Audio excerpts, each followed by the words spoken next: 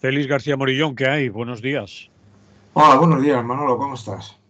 Pues vamos tirando, ¿qué se dice? Todo más o menos vamos tirando.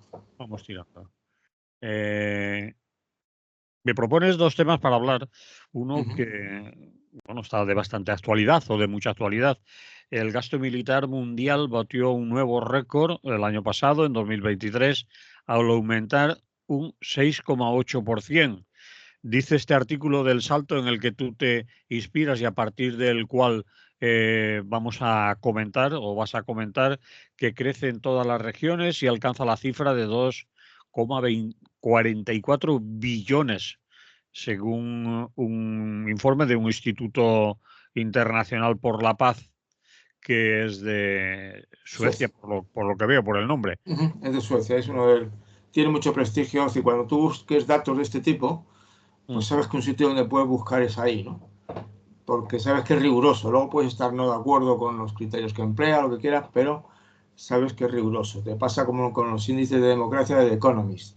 Tendrá su sesgo, pero es riguroso en lo que hace. Y luego lo puedes interpretar, claro, o lo tienes que interpretar. Bien, pues vamos allá. Empieza a desgranar. Bien, de alguna manera yo creo que es una cosa que nos agobia a todos, a todas las personas que se dedican un poquitín a pensar en la vida que estamos llevando. Creo que ha salido contigo y conmigo más veces porque sabes que yo de vez en cuando hablo de la geopolítica, ¿no? Mm. De cómo está volviendo a tener mucha presencia lo que se llama geopolítica, es decir, la organización de la geografía por criterios políticos que permitían justificar luchas, enfrentamientos, estas cuestiones, ¿no? Uno de los motivos que alega eh, en Israel para hacer lo que está haciendo, que ya está sobrepasando cualquier límite que uno pueda imaginar, ¿no? Es la propia subsistencia. Es decir, tiene que garantizar un territorio que le permita no ser atacado por Irán, que es su enemigo principal, y entonces dominar la geografía es lo que necesita. Y entonces eso exige guerra. Y de hecho, cuando últimamente le critican de que no tienen que no saben lo que está pretendiendo hacer, a mí me parece que es obvio lo que está pretendiendo hacer, es vaciar Gaza y vaciar la mitad del Líbano, para quedárselo, evidentemente. Vuelven a hacer como con Cisjordania, ¿no? Van montando colonias de israelitas, pues eso, muy ultras, y se quedan con ellos. Entonces, en este contexto, pues claro, la gente está recuperando o está jugando mucho a rearmarse. Entonces tienes el caso, la más conocida de alguna manera, obviamente en estos momentos, es el conflicto que además lleva ya, pues yo creo que prácticamente del 45, ¿no? Mm. Porque ha habido pausas, pero nunca ha habido una solución clara, ¿no? Y la otra es la de Ucrania, que, bueno, ha sido también un gasto brutal para Ucrania, claro, un gasto brutal para Rusia, pero es que Ucrania al final, con el dinero que le hemos dado, digo yo, y digo hemos no porque se lo haya dado yo, sino porque se lo ha dado la OTAN y nuestro país forma parte de la OTAN. Lo que me temo, Félix, es que no se lo hemos dado, regalado, que se le va a cobrar, sobre todo, quien más ha puesto, por ejemplo, Estados Unidos, o está poniendo, van a cobrar todo lo, digamos, prestado o adelantado. No creo que sea en balde el No, donativo. por descontado que no, es decir, al final estas cosas no se hacen gratis et amor, es decir, la gente lo hace porque ve, bueno, algunas veces puede ser por defensa, ¿no? Tienes que defenderte de una agresión y otras veces es simplemente porque haces tus cálculos de lo que te va a permitir conseguir. Eso es. Y conseguir por un lado, en el caso de Ucrania es muy claro, por conseguir por un lado, en la medida, Ucrania mucho no puede aportar de dinero, ¿eh? Pero algo hará. Y por otra parte, cómo se puede frenar Rusia, que sigue siendo la otra potencia que en gasto militar y en capacidad de hacer daño tiene algo que hacer contra la OTAN y contra Estados Unidos, ¿no? Es decir, quizá China sea ya pronto la otra potencia que podría equipararse. y eso son palabras mayores, ¿no? Entonces, obviamente, además hay una cosa que a mí me parece clara, es decir, las guerras son un negocio. Es decir, tú te acordarás que hace unos pocos días comentaron que las acciones de no sé cuántas, de las grandes empresas de armamento se han disparado en valor. Sí. Pero eso que se han disparado en valor, que la gente rápidamente dice es que están haciendo negocio con la sangre de la gente y con la violencia y con la muerte. Bueno, es que las industrias militares hacen dinero con lo militar, para empezar, pero se incrementa su valor en bolsa. ¿Por qué? Porque hay cientos, miles, decenas de miles de personas que compran sus acciones. Y compran sus acciones porque para ellos lo importante es ganar dinero. Y aunque ese dinero proceda de una industria que está potenciando la guerra y matar a gente, bueno, el negocio es el negocio. Yo no me mancho las manos, me limito a comprar acciones. Sí, sí, está Claro, claro. entonces, fíjate tú, al final aquí hay unos cuantos personas implicadas en hacer estas cosas, ¿no? Y obviamente en los artículos estos del Salto, pero hay muchos más porque se ha dedicado mucha gente, ¿no? En el 2023, como te dice en uno de los artículos, se ha aumentado un 6,8%. Las cifras ya totales ya te superan, ¿no? Porque 2,44 billones es 2,44 miles de millones. O sea, son unas cantidades, si no es que han traducido billones del inglés, que billones es 1.000 millones, lo cual lo haría todavía más grande la cantidad, ¿no? Quiere decir que es una burrada, ¿no? Absolutamente una burrada. Entonces, ¿dónde va a parar esto? No hay ninguna, así a corto plazo y a medio plazo, no parece que haya nada que nos permita prever al común de los mortales de que esto tiene pinta de frenarse. Si te fijas además es que vas observando y por descontado que estos te están armando de dinero, estas industrias militares ahí están gastándoselo, pero está pasando lo mismo en el mar de China. En ese caso concreto es, como siempre, la geopolítica. Taiwán es nuestra, Japón hay que frenarlo, etcétera, ¿no? Entonces, Japón, que es un país bastante pacifista, un pacifismo impuesto, porque ya se encargaron los de Estados Unidos de que jugaran al béisbol, pero que no hicieran un buen ejército, ¿no? Sí, Pero bueno, bueno, está pacifismo has dicho bien, impuesto. Creo que sea vocación. impuesto, sí, pero que ahora mismo esa imposición está diciendo que, bueno, que ellos tienen que gastar dinero, ¿no? Y la OTAN, obviamente, gastaron 1,34 billones de dólares. El 55% del gasto militar mundial lo gastó la OTAN.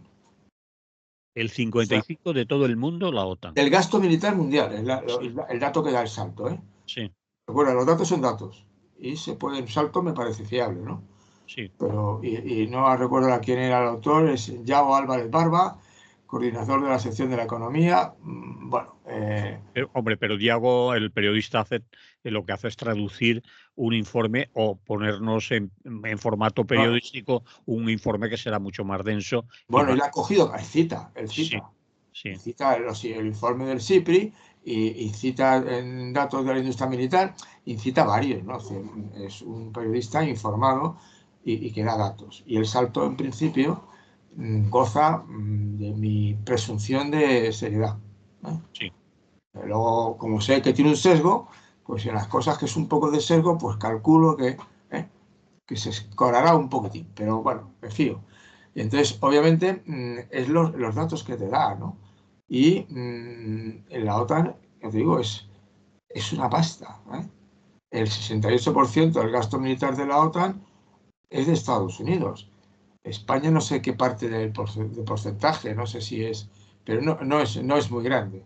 De hecho, a España le recriminan que todavía no ha llegado a lo que había comprometido, el 2 o el 4% en armamento. sí se ha comprometido más en acciones militares. La base que han bombardeado, vamos, que los israelíes han atacado con justificaciones peculiares, ¿verdad? Pues está comandada por un almirante, Un general español, sí. español, ¿no?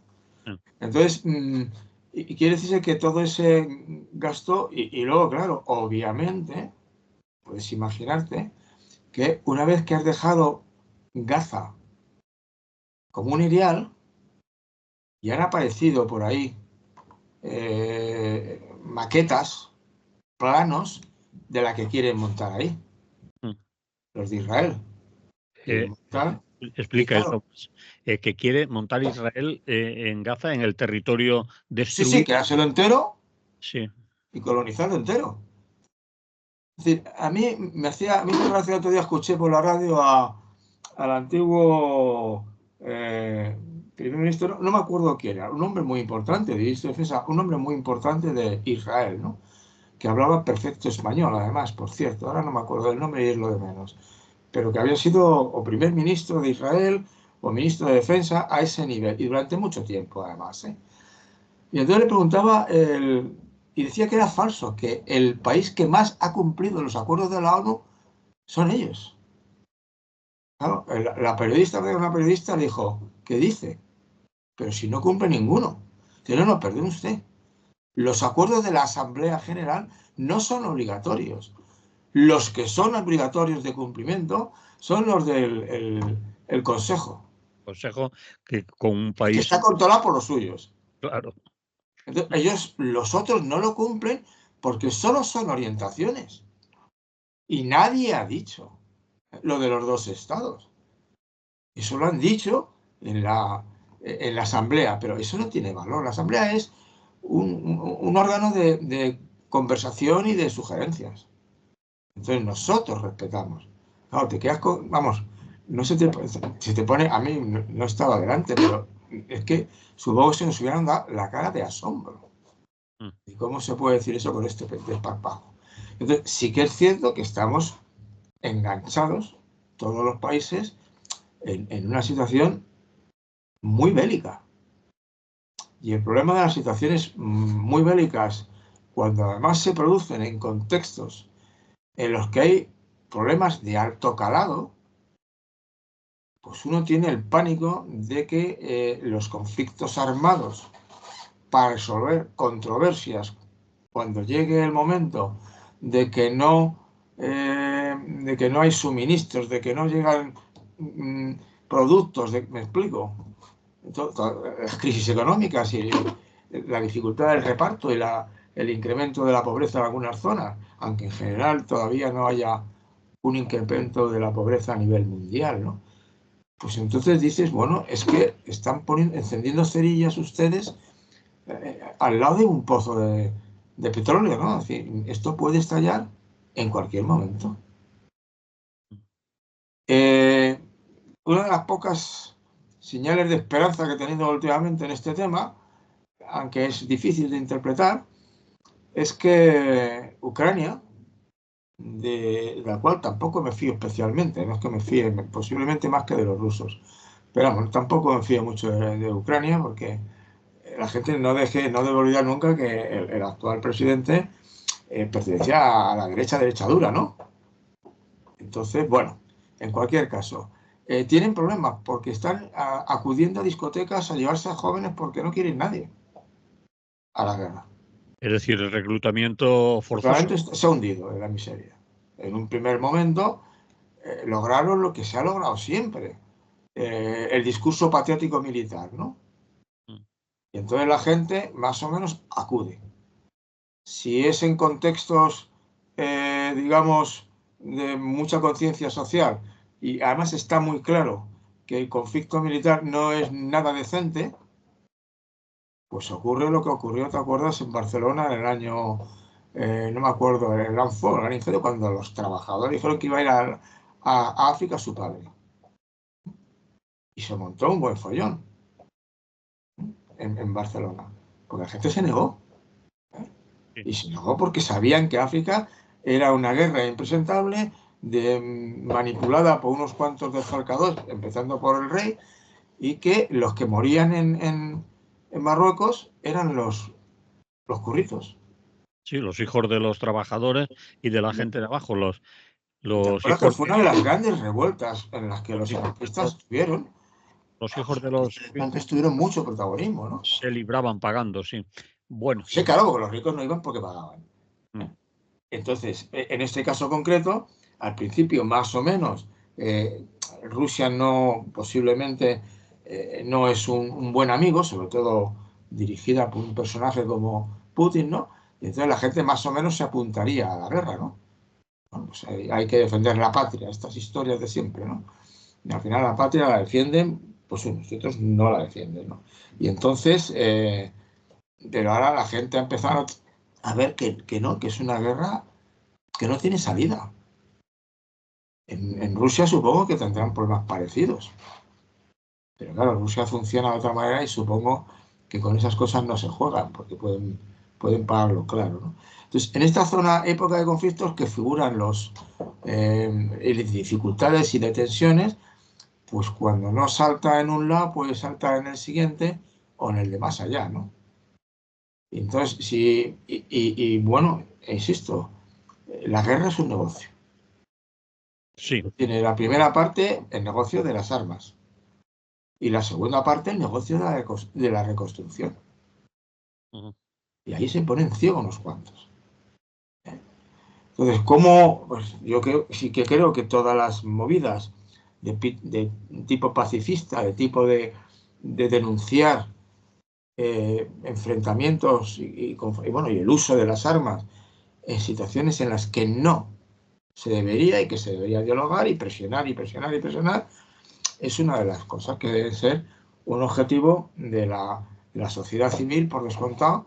Y bueno, es que yo ya, claro, en la ONU no se puede estar cayendo más bajo. Y no es que caigan ellos, es que le están haciendo caer. O sea, la gente parece que considera la ONU, cuando digo la gente me refiero a esas élites que gobiernan, ¿no? Élites económicas y políticas. Pues parece que la ONU ya no les interesa, vamos. No es una... Es decir, te recuerdo que tú sabes de memoria, ¿no? La Sociedad de Naciones no aguantó el primer envite de una crisis profunda.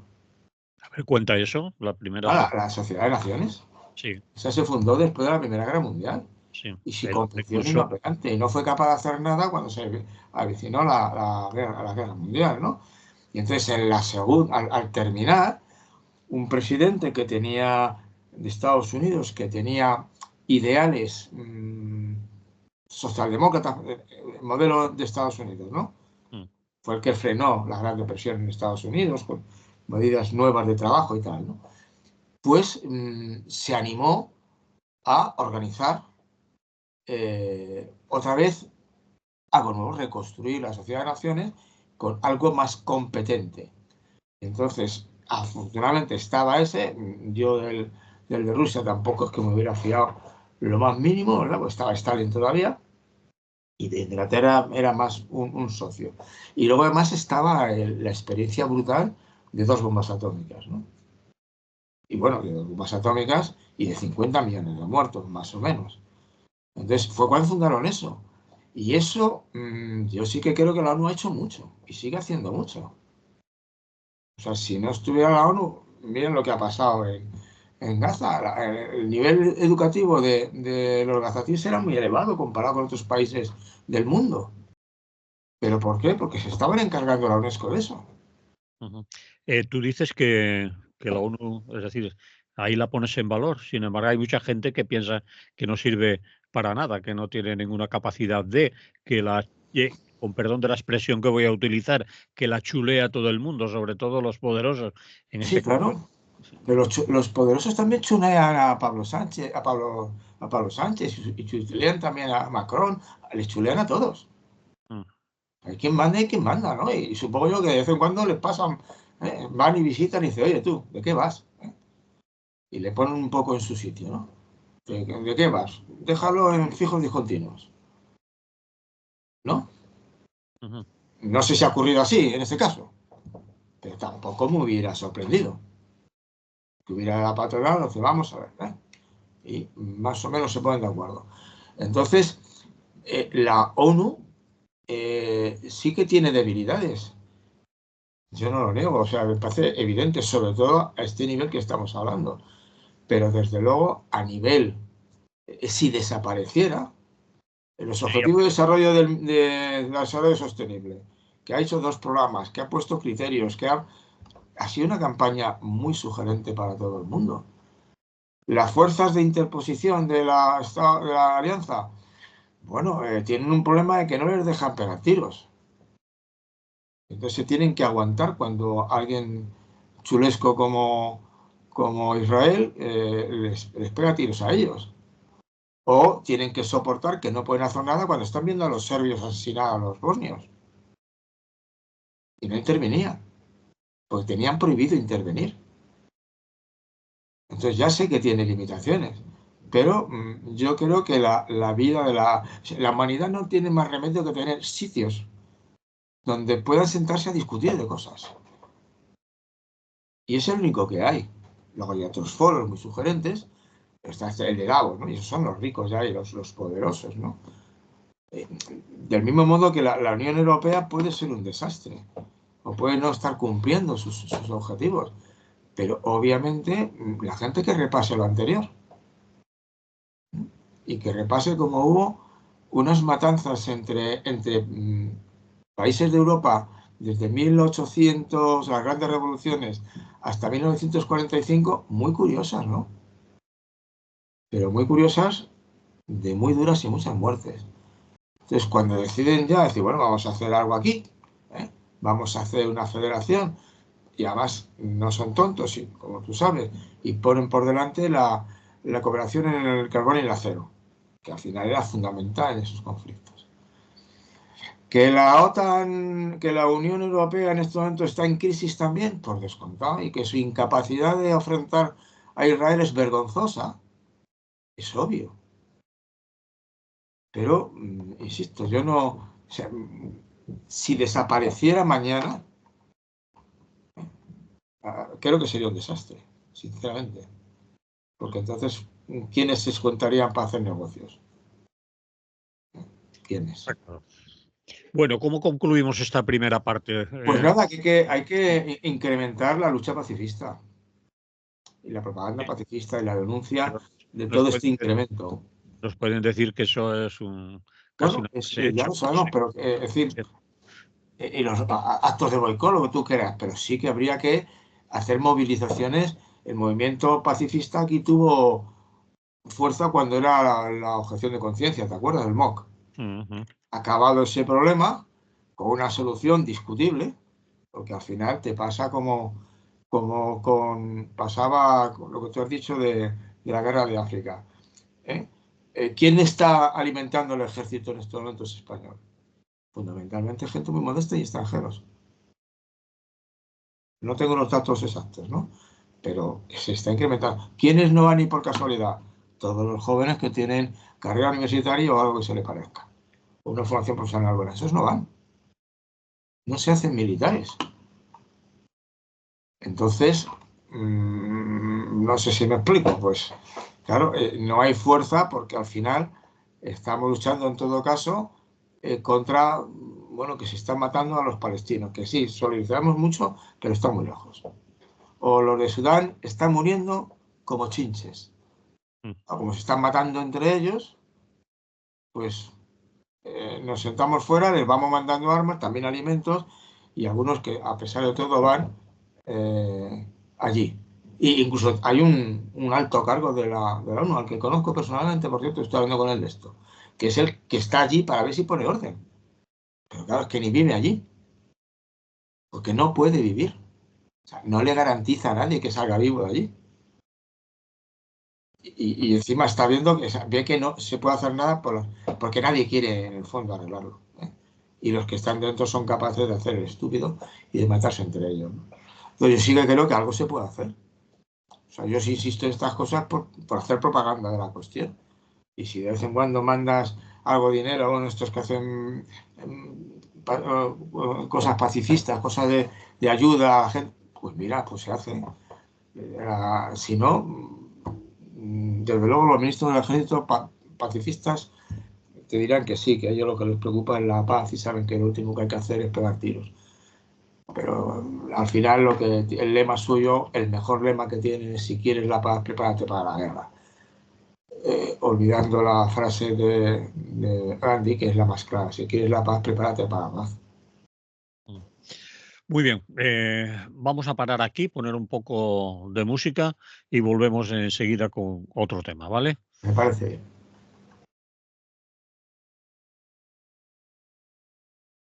Seguimos en Radio Clara.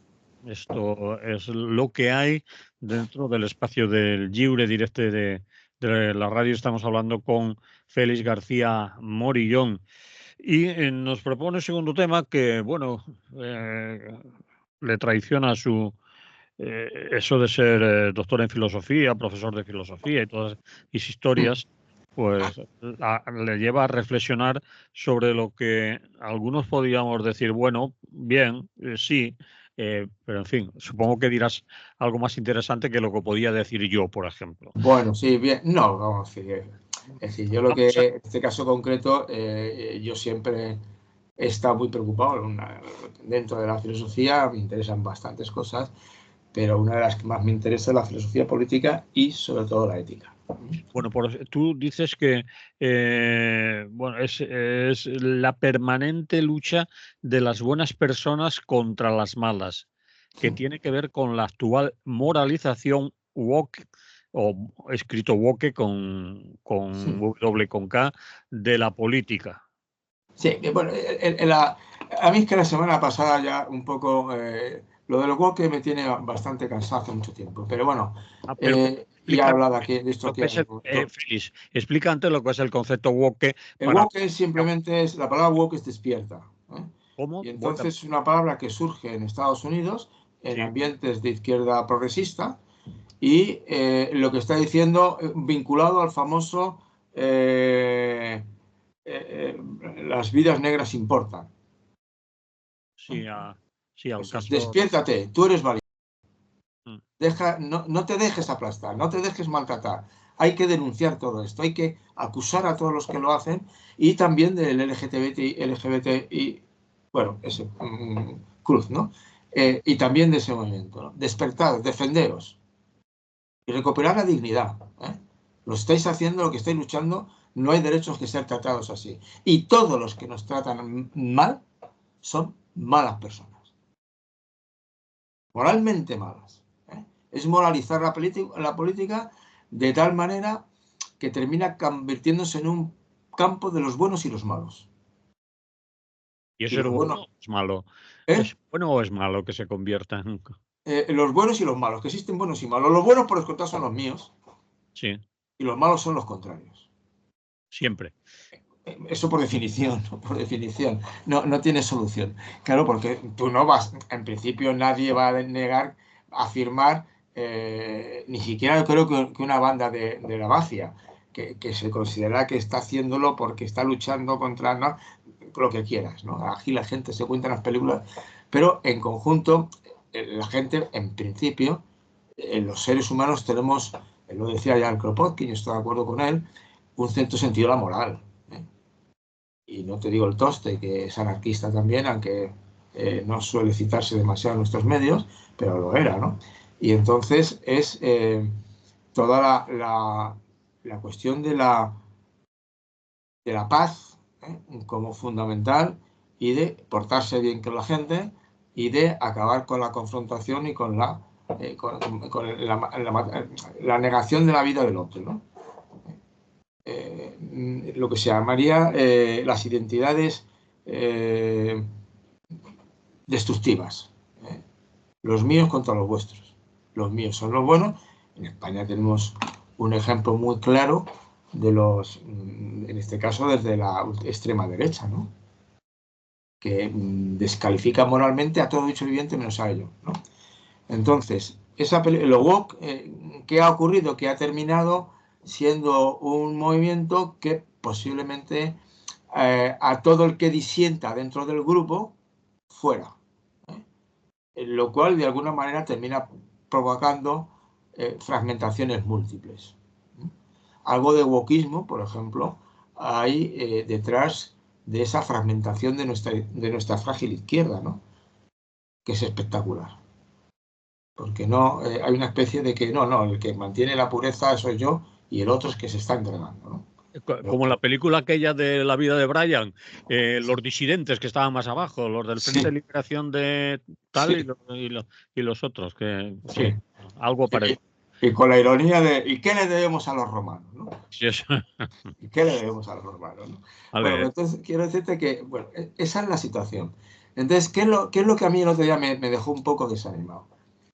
Ver la trama de Ábalos. Yo me imaginaba que algo había, pero no a ese nivel.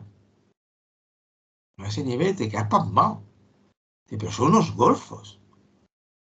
O sea, tenemos un Congreso de Diputados en que habría que hacer un análisis de cuántos golfos hay ahí. ¿Golfos en qué sentido lo dices? ¿Golfos en qué sentido? ¿En qué sentido golfos? ¿En qué? Golfos, ladrones. Ladrones. Sí, ladrones, estafadores, mentirosos. ¿Qué quieres? Que desprecian al prójimo, que se quedan con lo del prójimo. Me refiero a eso. Ayer, tú sabes, Zaplana al final 10 años de cárcel han cascado. Sí, pero él dice que no ha hecho nada y que no tiene... Claro, vale. No sé si te acuerdas de una película que estaba en la cárcel, era, no sé quién era, Clint y otro, y entraba uno que efectivamente no había hecho nada. Y dice, yo es que no he hecho nada. Y dice, bueno, aquí nadie ha hecho nada. Dentro de la cárcel nadie ha hecho nada. Dentro de la cárcel nadie había hecho nada. Vale, claro, todos dicen que son inocentes. ¿Qué vas a decir? Y si no se calla. Pero vamos, el caso de Ábalos, al final veremos lo que queda la mujer del presidente. Bueno, ahí vamos a tener que esperar porque yo veo... Claro que hay que esperar. Noto y escucho a gente, incluso en nuestros círculos, que se está tirando a la piscina sin saber si hay agua. Entonces a mí siempre... No, yo no me tiro a la piscina. He dicho que está subyúdice, hay una investigación y por lo tanto no tengo nada que decir. Porque carezco de datos. Y la investigación puede terminar diciendo no hay caso. O puede terminar diciendo hay caso. Y después de hay caso, tiene que venir un juicio. Y el juicio determinará la culpabilidad jurídica, claro. O la inocencia jurídica. La moral no... Los jueces no hablan de moral, hablan de las leyes, ¿no? No sé en qué quedará. Porque no sería ni la primera ni la última en hacerlo. O sea, aquí, es decir, no solo hay que ser bueno, hay que demostrarlo. Y demostrarlo en la vida cotidiana. Pues debía ser al revés, ¿no? Es decir... No, pero en la conducta de uno tiene que ser intachable.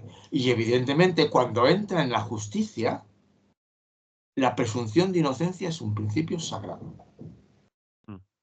Tú no puedes decir. Hace poco salió una mujer que había estado 20 años en la cárcel y no era la culpable. Sí. No me acuerdo quién era. Y siempre lo había dicho. Y la condenaron sin pruebas reales. O sea, los jueces tampoco son, ¿no? Meten la pata a veces hasta el juez.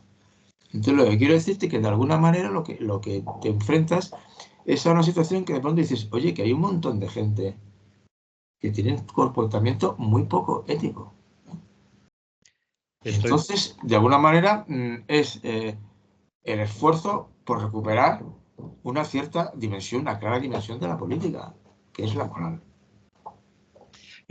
Una cosa, Félix, entre paréntesis. Muévete la cámara porque estás en un corner.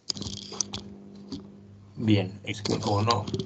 Ya te has centrado porque estabas totalmente de lateral. Vamos a ver. Sin embargo, te dirán que los casos que salen como el de Zaplana o Ábalos son las excepciones, porque la mayoría te empiezan a contar, hay tropecientos ayuntamientos, otros tropecientas comunidades autónomas, hay montones de políticos y políticas que no meten la mano, que no son golfos, entonces no juzguemos a todos porque salgan ciertas manzanas podridas. Tú que eres más partidario de aquello de todos los políticos son igual. No, la afirmación de todos los políticos son iguales, a mí me parece que es una afirmación que no va a ningún sitio. Y además es casi metafísica, física y gramaticalmente imposible.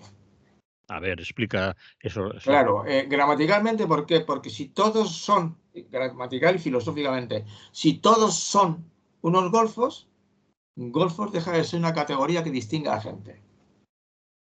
No significa nada. Y todos son golfos, ya no sabemos lo que es la golfería, porque la golfería permitiría distinguir el golfo del no golfo. Todo el mundo es bueno, es un juicio vacío. Si todo el mundo es bueno, el adjetivo bueno que permite contraponerse al malo y establecer distinciones en el comportamiento de las personas, no tiene sentido. Entonces, es imposible, no pueden ser todo el mundo unos golfos.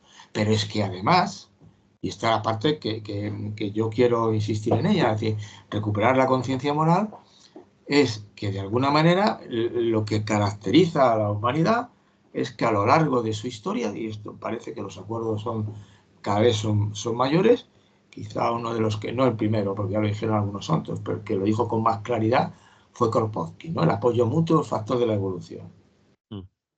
¿Por qué la humanidad ha llegado como especie, en cierto sentido, más lejos que ninguna otra? Por ejemplo, a habitar en todo el globo terráqueo. También lo hacen las cucarachas, digo, claro. Pero, entiéndeme, si no distingue entre una cucaracha y un ser humano, tiene usted algún problema. Sí. ¿Me explico? Pues era lo mismo. Entonces, obviamente, la especie humana, que además, en ciertos sentidos, es más frágil que muchos animales, pero en otros sentidos no, ha llegado. ¿Y por qué ha llegado? Decía Kropotkin. Porque al final lo que primaba era el apoyo mutuo. Y ese apoyo mutuo que primó ya en los primeros, en los que todavía eran grupos pequeños de pequeñas tribus, pequeños nómadas, grupos nómadas, eso cuando fueron creciendo, la humanidad siguió teniendo más comportamientos solidarios y constructivos que lo contrario. Bien es cierto, como dicen los antropólogos, lo van diciendo más porque van acumulando datos, que la especie humana es una especie domesticada por sí misma. ¿Eso significa con eso de que ¿Qué significa? Pues que una cosa, no sé si te la he comentado a ti aquí en este contexto, es decir, que incluso anatómicamente nos pasa a los seres humanos comparado con chimpancés y gorilas, que son los más próximos, y orangutanes, nos pasa lo mismo que les pasa a los perros domésticos, el perro pastor alemán frente al lobo. La cara del lobo, el rostro, las mandíbulas, es mucho más agresivo que la cara de un perro doméstico. La cara del lobo. Es decir, sí. las facciones de los seres humanos se han suavizado en todos los sentidos. Y no tenemos una cara de ataque, sino una cara más bien de hablar. Eso por un lado. Y luego además, que también lo decía Kropotkin, aparte de la cuestión de la colaboración de sobrevivir, para poder comer y cazar carne, tenemos que ir varios. Porque si no, no nos comemos una rosca. Entonces hay que organizarse. Y además luego cuando ya empezamos a ser más porque nos cuidamos, porque si hay un niño que tiene algún síndrome de Down desde pequeñito, resulta que cuando lo encuentran en el cadáver de un niño de hace 200.000 años o 150.000, encuentran el hueso, y dice, hombre, si este niño con síndrome de Down más o menos fuerte llegó a tener 6, 7, 8 años. Se quiere decir que lo cuidaron, ¿no? Se hicieron cargo de él. Sí. Entonces, esa cuestión. ¿Y qué es lo que pasó? Que cuando la sociedad ya se hizo muy grande, empezaron las ciudades, y esto estamos hablando de 9, 10.000 años, se planteó el problema de, bueno, aquí hay que organizarse, dividir el trabajo y luego garantizar que todo el mundo va trabajando. Y ya en grupos no tan numerosos como la ciudad, pero ya numerosos, empezó a practicar la humanidad una cosa muy fuerte, que es la pena de muerte. Ni más ni menos. La pena de muerte. Cuando alguien mostraba una conducta clarísimamente antisocial que perjudicaba al grupo, según dicen los expertos, bueno, era ejecutado. Y era ejecutado por los demás. No uno, no, los demás. Porque tenían cierta conciencia que esos comportamientos, si se extendían, era un desastre para el grupo. Entonces no se pueden tolerar. Y de alguna manera, la educación moral de los seres humanos, que ocupa bastantes años de la vida de cada individuo concreto, como tú sabes, es un esfuerzo de poner normas. De poner normas y acostumbrar hábitos que de alguna manera le hagan a la gente cumplir con la palabra dada, no mentir, ayudar a los débiles.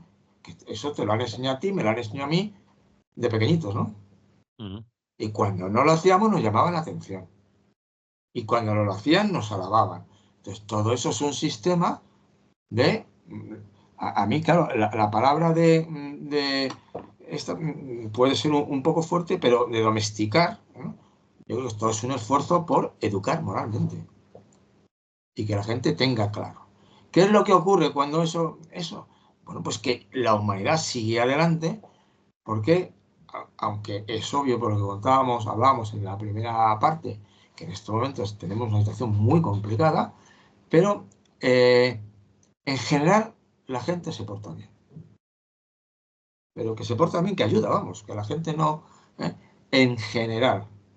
Ayer fui a hacer una gestión en Asisa, en concreto, y me permitieron entrar que no tenía y tal, la señora, y yo le comentaba, le daba las gracias al final, y mira, le das las gracias porque gracias a que me ha hecho este favor, pues no pierdo el tiempo.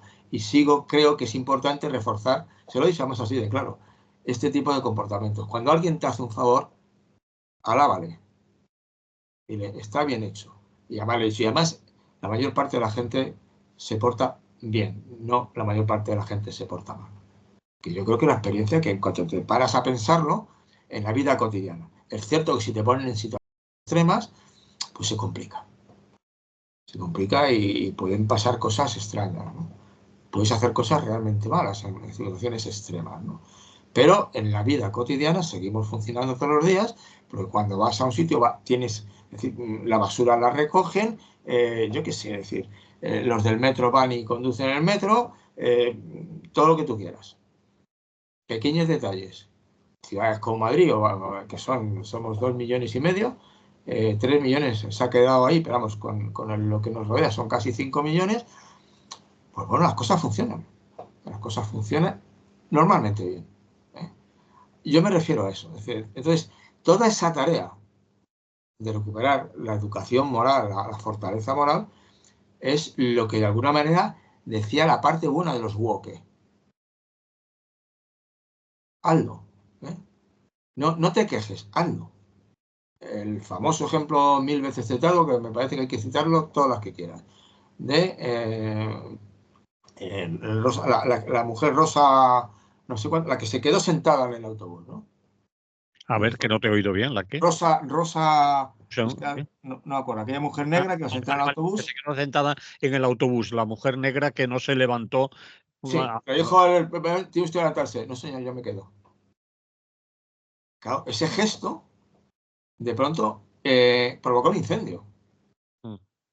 Porque la gente dice, oye, que no. Es decir, recuerdo una escena de la película Los dos cibagos en que los rusos estaban hasta las narices de la guerra y se querían marchar a casa, porque además era una guerra que no iba con los trabajadores y supongo que habría gente por allí también de tipo comunista. Entonces el oficial se subió a un barril a arengarle la patria y tal, y en el momento está el barril, se hunde el barril, se moja todo, se ríen de él y se van. Es cuando la gente de pronto se da cuenta, pero ¿por qué le hacemos caso? ¿Eh?